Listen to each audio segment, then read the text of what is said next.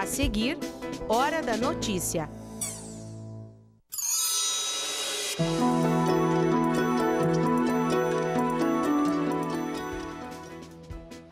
As obras na Avenida Brasil, em Passo Fundo, começam na segunda-feira. Nós vamos mostrar as rotas alternativas para motoristas e passageiros de ônibus. Há 4 meses em vigor, quais as principais dúvidas com relação à reforma trabalhista? No estúdio nós temos um convidado que vai falar sobre esse assunto. É o professor da Faculdade de Direito aqui da UPF, Paulo Henrique Schneider. Mão na Massa é o nome do novo projeto do Lar Emiliano Lopes, lançado ontem. Já pensou em estudar fora do Brasil? Nós vamos mostrar que o Canadá é um país que oferece muitas oportunidades. E ainda, no quadro Acorde, o trabalho de um artista que usa palitos de fósforo para fazer essas obras de arte aí que você está vendo. Hoje é sexta, 16 de março, é hora da notícia.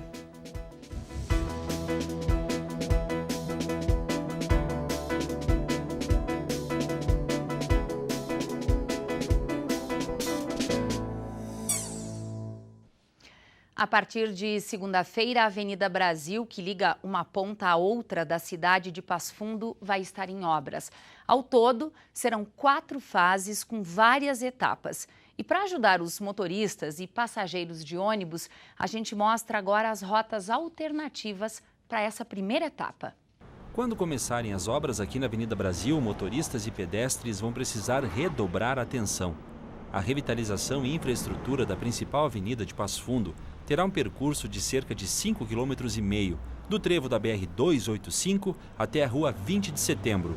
20 de setembro fica próximo ao IE, ao Colégio IE, né? Então a gente vai percorrer 5,5 km de extensão nesse trecho. A gente vai fazer quase que a recuperação total da Avenida Brasil para transformar ela e devolver ela de acordo com o que a gente espera. A obra vai ser dividida em 4 fases com várias etapas. Nesta primeira fase, o trecho da Avenida Brasil que vai ficar interrompido fica entre a Avenida Rui Barbosa, ali ao fundo, e a Rua Verde de Césaro, no sentido bairro Centro, aqui junto aos Correios. A previsão de entrega da obra é de 60 dias.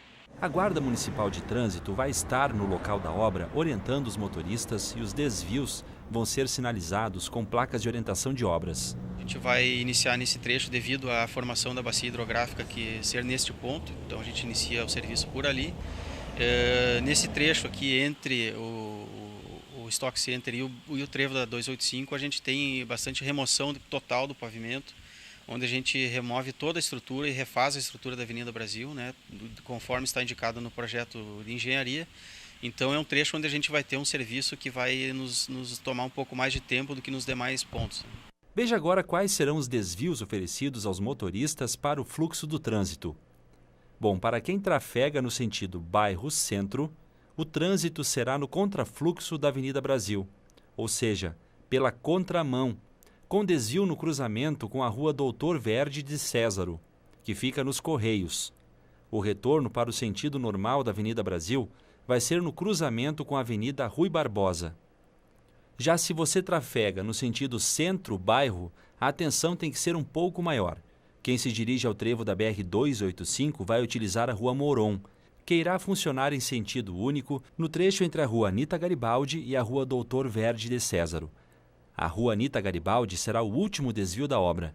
O recomendado é que os motoristas façam o desvio para a Rua Moron antes de chegarem ao trecho em obra, pelas ruas Almirante Barroso, Doutor Bozano, Afonso Pena ou Princesa Isabel. O condutor que trafega neste sentido pode retornar à Avenida Brasil no cruzamento com a Rua Doutor Verde de Césaro, próximo aos Correios. E é necessário que o motorista primeiro evite o trecho, né, onde está sendo executada a obra, que esse trecho seja evitado pelo motorista, e se por acaso ele necessite passar por aquele trecho, inevitavelmente, que ele tenha paciência, porque a gente vai ter máquinas trabalhando, a gente vai ter operários trabalhando, a gente vai ter desvios e fatalmente o trânsito vai estar mais lento, né, nesses pontos, então é necessário que o motorista tenha paciência e cuidado ao trafegar nesses trechos de obras. E olha, em caso de chuva, o começo das obras será, é claro, adiado. A Justiça determinou um trabalhador a pagar R$ 750 mil à empresa que ele moveu um processo trabalhista. O fato, até então inusitado, pode se tornar cada vez mais comum por causa da reforma trabalhista. Em vigor desde novembro do ano passado, as alterações ainda geram dúvidas. Por isso, nós convidamos o professor da Faculdade de Direito, aqui da UPF, Paulo Henrique Schneider, a esclarecer algumas dúvidas para a gente. Professor, seja bem-vindo à UPF TV. Obrigado pelo convite. Bom, assim como esse trabalhador do estado de Mato Grosso, em uma decisão bastante recente da Justiça, você acredita que outros casos devam surgir? Bom, nós temos que entender algumas coisas antes de falar da notícia, como ela se apresentou. A reforma trabalhista é muito recente, nós temos 4 meses da reforma trabalhista. Esse processo está ainda num processo de maturação, ou seja, o judiciário está ainda entendendo e está ainda procurando interpretar todas as alterações. Nós temos um caso isolado da Justiça do Mato Grosso e que ela não necessariamente reflete o entendimento do Poder Judiciário como um todo. Então, a resposta para a tua pergunta é sim, poderemos ter outros casos? Certamente, como poderemos também ter a reforma dessa decisão na própria instância superior do Tribunal Regional do Trabalho. O que a gente não pode é tomar isso como uma verdade absoluta, nem para assustar o trabalhador e nem para que o empregador entenda que a reforma trabalhista lhe deu um salvo-conduto, né? Até porque esse é um entendimento comum na justiça, professor. Nada é absoluto. As interpretações, elas podem ser diferentes a respeito de casos que são muito parecidos. Claro que sim, isso é da natureza do judiciário trabalhista, né? Veja bem, nós tivemos uma alteração em mais de 100 artigos da CLT. É a maior alteração na legislação trabalhista desde 1943. Essa legislação ela foi aprovada de forma muito célere, muito dinâmica, muito rápida. E agora chegou o momento de quem? Do Poder Judiciário, dos operadores do direito, interpretarem, entenderem e fazer análise dessa nova legislação à luz de todos os princípios e à luz substancialmente da Constituição Federal, para ver se essa legislação se alinha aos preceitos constitucionais, né? Na sua visão, as empresas estão conseguindo negociar, conversar melhor com seus trabalhadores? Bom, é muito recente isso. Nós temos 4 meses da nova legislação trabalhista, ou seja, as negociações coletivas elas estão se iniciando no ano de 2018. O que a gente tem orientado, tanto o empregador como o empregado, é se aproxime de seu sindicato, porque agora ele tem uma voz, uma importância, um poder que antes ele não tinha.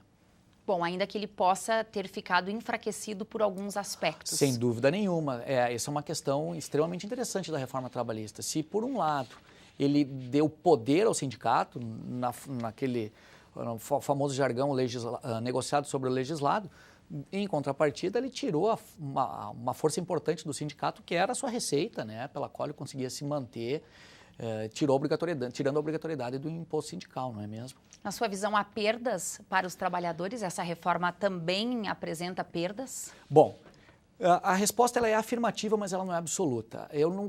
Como eu estava falando falei em outras oportunidades, eu não posso dizer que a reforma trabalhista aniquilou o direito do trabalho e também não gosto de dizer que a reforma trabalhista modernizou o direito do trabalho, né? O que houve foi uma reforma trabalhista feita de forma rápida, que não modernizou como se deveria e muito menos aniquilou como se diz, como se tem dito, né? O que houve, obviamente que sim, a resposta é afirmativa. Se fizer um comparativo entre o direito que se tinha até 11 de novembro para o direito que se tem hoje, houve sim uma perda de direitos, mas naqueles direitos que são mais essenciais ao trabalhador, esses permanecem. Esses não foram alterados e nem serão alterados pela legislação trabalhista ou muito menos pela negociação coletiva, né? Professor, você acaba de sair de uma palestra feita para toda a comunidade, com diferentes segmentos, aconteceu aqui na Faculdade de Direito. Quais são as dúvidas mais frequentes que lhe fizeram agora há pouco e que seguem lhe fazendo? Bom, pois é.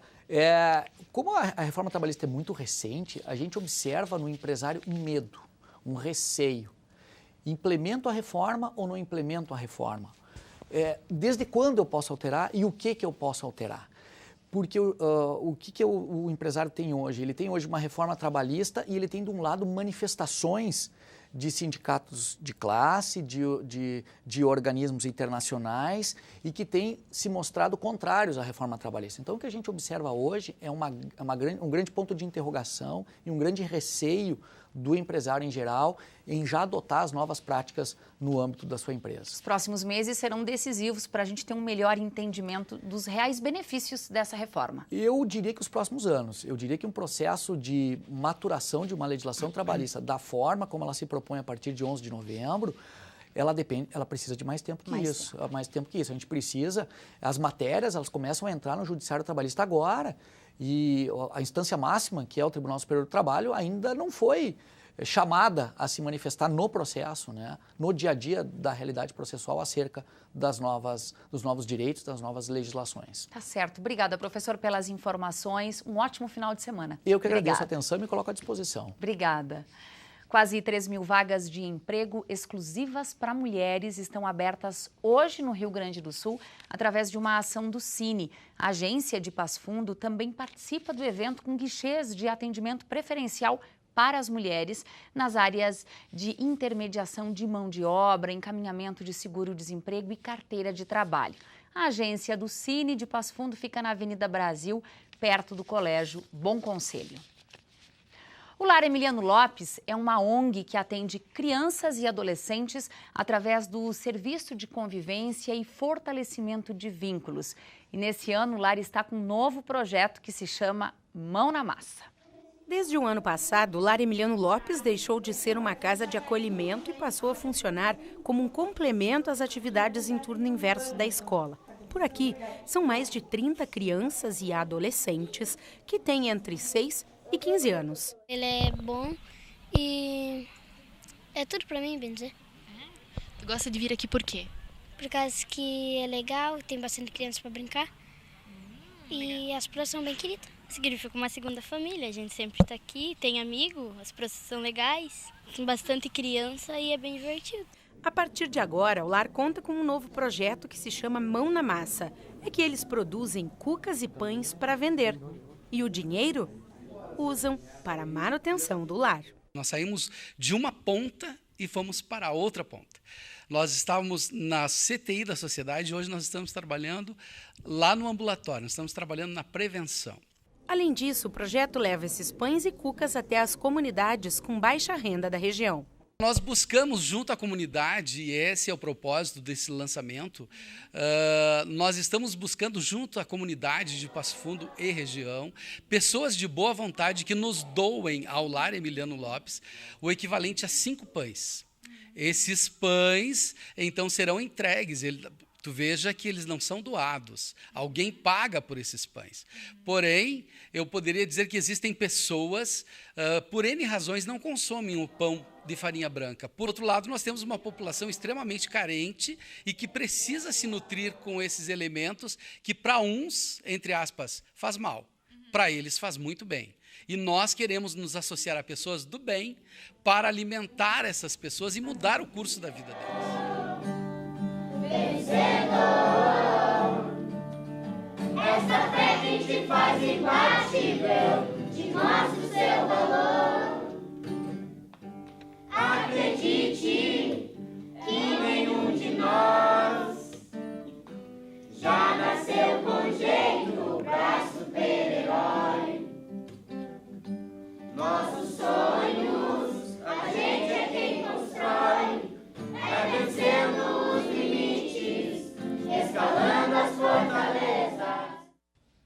Se você deseja comprar algum desses produtos e contribuir com o lar, pode fazer uma encomenda enviando uma mensagem ou ligando aí nesse número 99944 4732. Depois do intervalo, o trabalho de um artista que usa palitos de fósforo para fazer obras de arte. Nós já voltamos.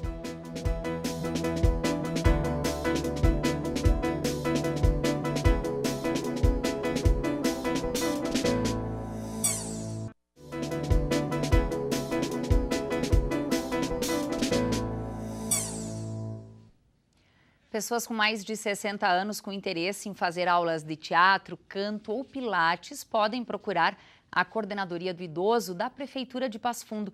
Estão abertas as inscrições para essas 3 oficinas. O endereço é o antigo quartel do Exército e para outras informações é só ligar no 3312-9366.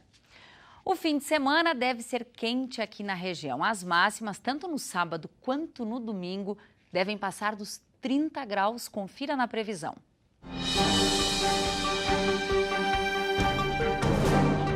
O sábado também terá registro de chuva e tempo fechado. A temperatura mínima é de 20 e a máxima alcança os 28 graus. No domingo, o sol deverá aparecer e chuvas rápidas não estão descartadas. A temperatura mínima é de 22 e a máxima alcança os 31 graus.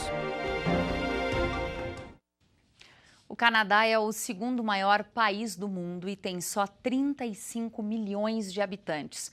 Por isso, o governo dá muito incentivo para que imigrantes estudem no país.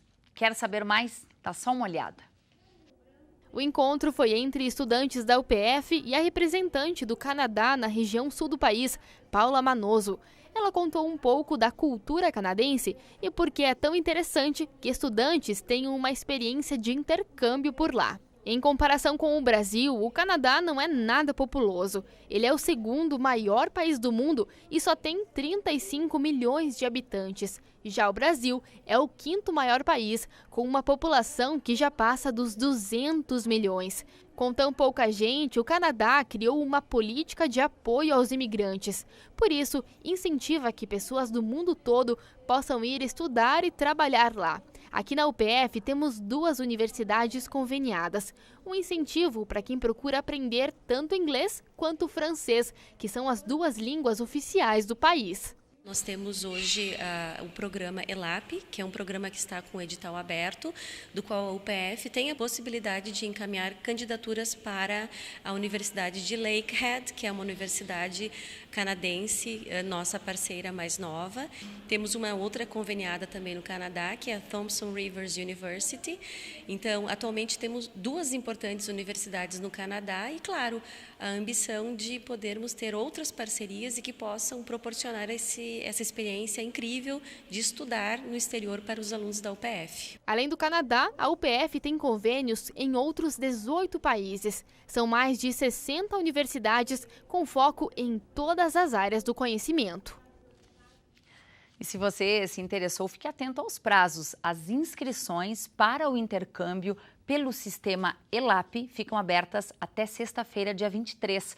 Outras informações pelo telefone 33 16 81 17.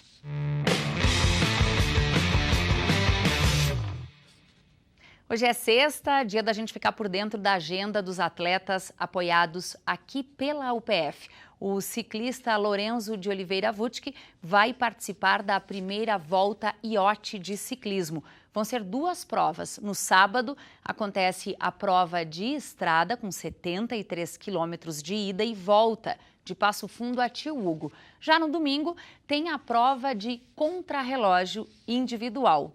E domingo vai ter a primeira edição do Skate com Vovôs em Passo Fundo, a partir das 2 da tarde, nos abrigos da Fundação Lucas Araújo. Além do campeonato de skate, vai ter música, grafite e uma feira de adoção de animais. O evento é promovido pela Coordenadoria de Juventude da cidade.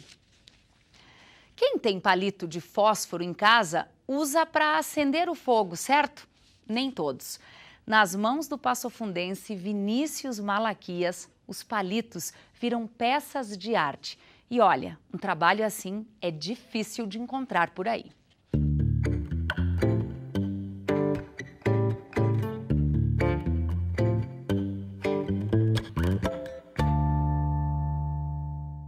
Palitos de fósforos como estes deram origem a obras de arte incríveis como essas. O Acorde de hoje tem o prazer de receber o responsável por esse trabalho de arte, o Vinícius Malaquias. Seja muito bem-vindo, Vini, um prazer conhecer um pouquinho mais do teu trabalho. Que momento uma pessoa como você, né, que tem formação aí em Direito, também trabalha aqui na UPF, assistente de secretaria, olhou para um palito de fósforo, né, e pensou, posso fazer representações como são essas aqui que a gente está podendo conferir. Bom, Fanny, obrigado pela oportunidade de apresentar o meu trabalho aqui. Bom, tudo iniciou quando eu e a Cris, minha mulher, que trabalha aqui na rádio PF. Comunicadora, né? Comunicadora. Isso aí, nosso colega. Nós estávamos pensando em fazer um presente para um amigo, né? E a nossa ideia foi fazer uma vitrine com decoração semelhante a um quarto com a temática de rock and roll. Aí eu tive a ideia de fazer quadrinhos. Certo. Como esse aqui, do Guns N' Roses.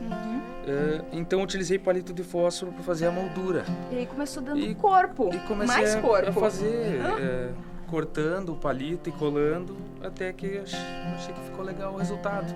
Por que não fazer uma banda inteira se eu já fiz o primeiro bonequinho? Aí fiz o Guns N' Roses, que é uma banda que marcou muito minha adolescência, né? Gostava muito, até hoje gosto. E a partir daí foram surgindo outras ideias. Então, Vini, a partir dessas várias ideias nasceu o teu primeiro projeto, que é justamente a banda Guns N' Roses, como você bem coloca, com influência da música, com influência do rock. E a gente pode perceber aqui que tem outras encomendas, né? Eu já faço jus a minha aqui, que já te dei trabalho, inclusive, né? Fazendo o Drexler, o Jorge Drexler, um artista uruguaio. A gente tem aqui uma encomenda muito especial, que é... Sim, o Zé da General Ponimores. Isso aí. Tem aqui o presépio, que foi um pedido especial da professora Mariane. Que coleciona, né? Coleciona, do curso de Artes Visuais da FAC. E tem outras obras que estão na casa das pessoas. Vamos falar um pouquinho então dos materiais. O teu material principal é o palito de fósforo, né, gente? Que é pequenininho, olha aqui, ó. Super delicado de trabalhar com isso. É difícil? É difícil, mas é muito terapêutico. Assim. Terapêutico. Você perde a noção do tempo trabalhando com ele. Mas é bem complicado, tem que ter muita paciência. Técnica também, né, Vini? Algo que veio de maneira autodidata para você. Sim, não conhecia assim outro trabalho parecido. Depois até pesquisei e não encontrei assim algo... Confesso que eu também igual. Nunca vi, viu? Por isso que me surpreendeu tanto. E além do palito de fósforo, você também utiliza, então, outros materiais. Por exemplo, você pode citar aqui o cano, a gente tem as guitarras aqui feitas de papel. É papel, embalagem de caixa de remédio, de caixa de pasta de dente. Esse aqui é um molde que eu utilizo para fazer os bonequinhos. Então eu tenho o tamanho já do braço, das pernas, né, do tronco. Esse é o protótipo. Esse é o protótipo. Então, quando eu vou fazer, eu já meço por aqui. Penso em me aprofundar e aperfeiçoar esse trabalho. Mas, atualmente, eu estou trabalhando já por encomenda. E a gente realmente ficou encantado pela minuciosidade, o quanto é exclusivo também esse trabalho, né? Obrigada, viu, Vini? Obrigado. O Acorde de hoje vai ficando por aqui, a gente volta na próxima semana. Lembre sempre, acorde para todas as formas de arte. Até mais!